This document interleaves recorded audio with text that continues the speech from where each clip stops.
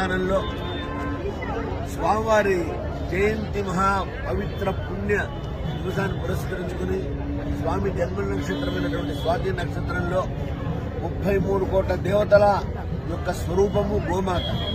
గోవు జ్ఞానులు, చదువుకున్నవారు, తర్వాత సంస్కారం ఉన్నవారు వీరిని మాత్రమే ఉత్తములు అని అంటారు. వారు కాపాడబడితే భారతదేశ బహున్నతమైన సభ్యత సంస్కారాలన్నీ కూడా బాగా ఉంటాయి, పరిడవిల్లుతాయి. సనాతన వేద ధర్మం అంతా కూడా ఉద్దీపింపబడుతుంది. 33 కోట్ల దేవతలందరూ కూడా ఈ గోవులోనే ఆశ్రయించి ఉంటారు. కాబట్టి యావతీర్మై దేవతాస్థ సర్వ వేద విధి బ్రాహ్మణే వసంతి గో వసంతి అనే ప్రమాణాన్ని అనుసరించి వేదంలో గోవుకు అత్యంత ప్రాధాన్యత చెప్పబడింది. గవా మంగళేషు తిష్టంతి రుణానికి దుర్దశ యస్మాత్ తస్మాత్ శివజ్ఞేస్య మతశాంతి ప్రయత్నమే. 33 కోట్ల దేవతలను మొదట ప్రసన్నం చేసుకోవాలి అంటే గోవును పూజించిన తర్వాతనే, ఆచార్యుని పూజించిన తర్వాతనే అమ్మవారి ద్వారా పరమాత్మను సేవించాలనేటువంటిది సత్సాంప్రదాయము.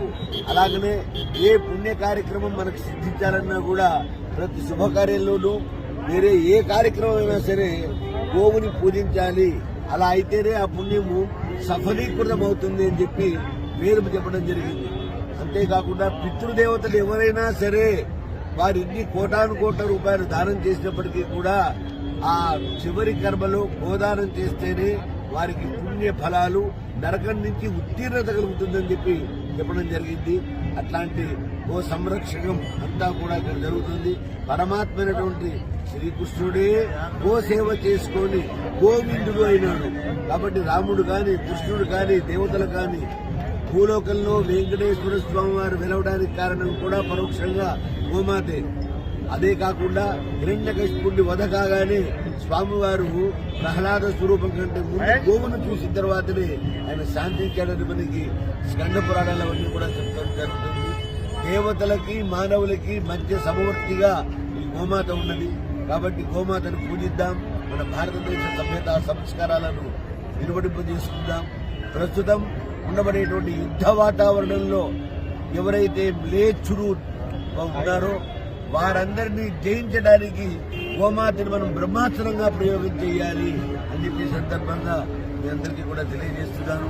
యాజమాన్యం వారికి ఆసేతు హిమాచల పర్యంతం కాశీ నుంచి కన్యాకుమారి వరకు కూడా ఈ గోయాత్ర చేస్తున్నటువంటి కార్యనిర్వాహక వర్గానికి నేను స్వామివారి పక్షాన అభినందనలు తెలుపుతూ ఆశీర్వదిస్తున్నాను. స్వస్తి.